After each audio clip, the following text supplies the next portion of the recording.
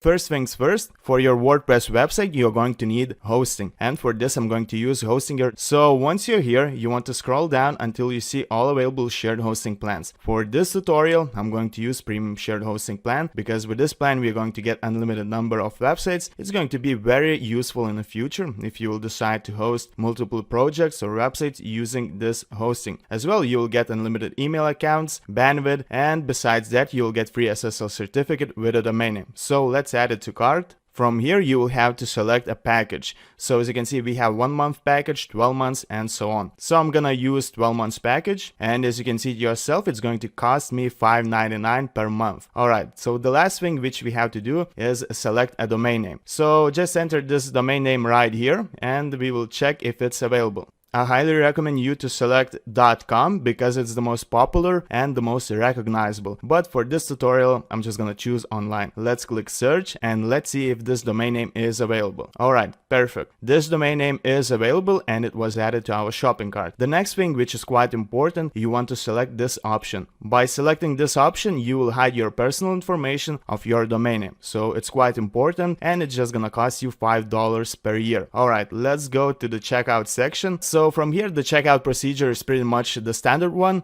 so I'm just gonna skip to the next part of this tutorial. Once you finish the checkout and you log into your Hostinger account, in the home section you should see something like this. So let's start by setting up our domain name. Let's click setup right here, and here you'll have to enter your information such as your name, your last name, address, city, and so on. So just do that. Once you have finished doing this, just click setup. So the next thing which we have to do is set up our hosting. So let's click setup right here. Let's click start now. Let's choose a domain name. Let's click select. Let's click build a new website and let's select WordPress. Here you will have to create an account for your WordPress website. You will use this email address and password to log into your dashboard of WordPress. So once you have added a password, click continue. And right here, let's select a template for our website. If you want, you can click right here to show more. And here you will see all available templates. Let's click show more. As you can see, we have a lot of different templates available for our website. I guess I'm gonna choose this template. Just click select. And all you have to do is just click finish setup. It might take a couple of minutes until the setup is complete. Alright, perfect. It says our website is ready. But before we go and check our website, we have to install SSL certificate. So let's click manage site. As you can see right here at the top, it says domain status not pointing to our name servers. So don't worry about that. It might take about a couple of hours until this domain name starts pointing to our hosting. So just wait a little bit of time, refresh this page, and the message should disappear. Alright, after you have waited some time and you refresh this page, you shouldn't see this message anymore. That means we can install SSL certificate. So let's scroll down and let's select SSL. Alright, let's click setup and let's click activate. Now all we have to do is just click install. Alright, SSL certificate was installed successfully. I will show you the most important ones and which you might use in the future. So let's start with the WordPress section. Let's go to the dashboard. And right here, probably one of the most important settings is force HTTPS. If it's inactive, you should activate it because this way we will force our website to load with secure connection with HTTPS. The next setting, flush cache. Basically, this setting controls the plugin, which was already pre-installed to our WordPress, which controls cache settings. Basically, this plugin helps our website to load faster, and you can access all these settings in the WordPress panel. Later on I will show you how it's done, and from here we can move on to plugin section. Also, you will be able to access all plugins in your WordPress panel, but it's very convenient to have this option right here because let's say in the future when you install a plugin or let's say you update plugins, suddenly your website doesn't load, it starts to crash and you're getting error messages. So probably that means that this issue was caused by a plugin which doesn't work with your WordPress version, or there could be other reasons, but by going right here in the plugin section you can easily deactivate that plugin and you can fix this issue. So let's go back to dashboard.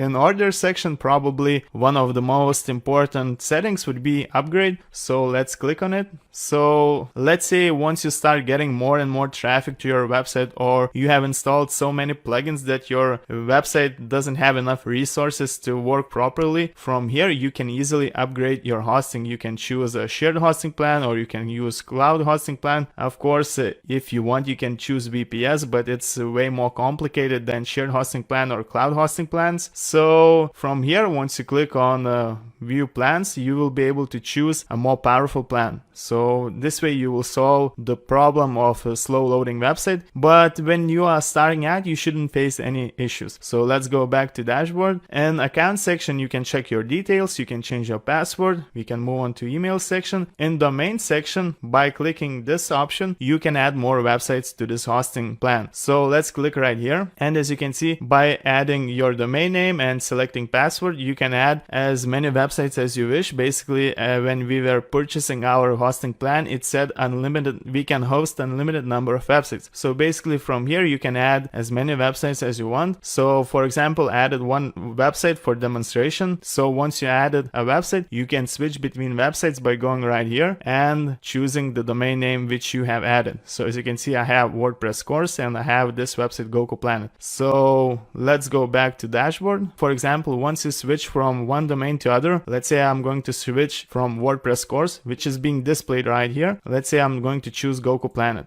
So as you can see, once I switch to other domain, I'm doing changes to this domain. So it's being displayed right here. And if I would decide to install WordPress, I would be doing changes only to this domain. So let's go back to our WordPress course and let's see other settings. So now you are familiar with domains, and with the website section, basically we can use it to install content management system like WordPress. So once you go to auto installer, you will see available content management systems which you can install to your website. So as you can see right here, WordPress course has a WordPress, and here are some other content management systems. For example, once you add a website, once you add another website to your hosting, you can switch this website right here, as I mentioned you before, by clicking to another domain.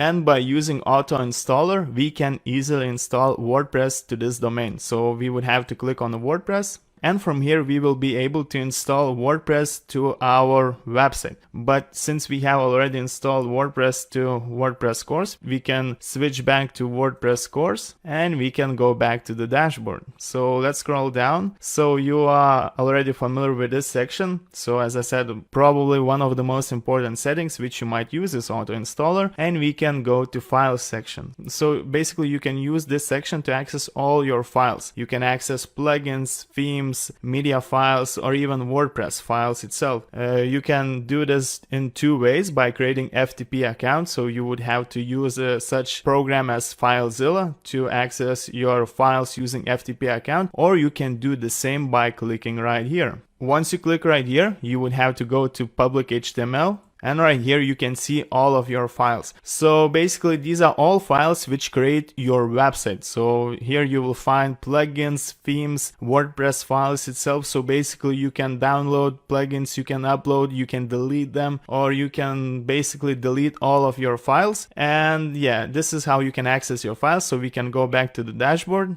As well, in file section you can do backups of all your files, and from here we can move on to databases. So basically your website is created out of two sections. The first section is going to be all your files, and your website has a database where like all information, all settings are being kept. You can access such information as users data, posts, comments, and all other information which is basically a data of your website. So by clicking on database, you will be able to see your database, which is being displayed right here. By clicking here, you can do a backup of your database. And let's go back to dashboard and let's scroll down, and you can access your database by clicking on PHP My Admin, and you would have to click enter my PHP admin. and basically from here you will be able to access your data. So I usually never use this option. I have used it in the past to export all data when I was moving to other hosting. So to do this, you would have to download all your files and you would have to export your database. So you could move your website to other hosting, but when you are a beginner, probably you will not use this option very soon, but it's good to know where everything is. So let's go back to the dashboard.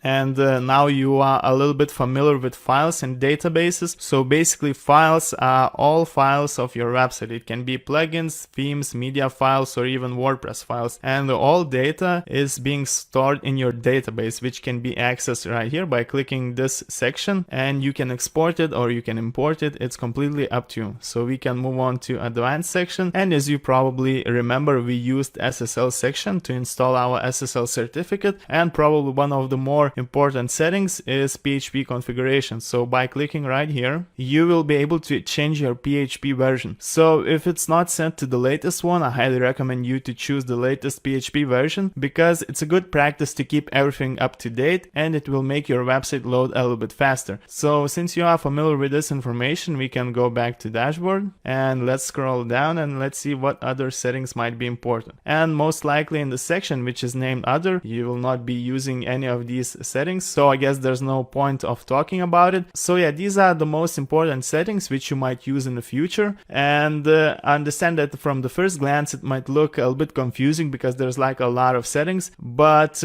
most likely you are going to use these settings which I already explained to you. So yeah, these are the most important HPanel settings.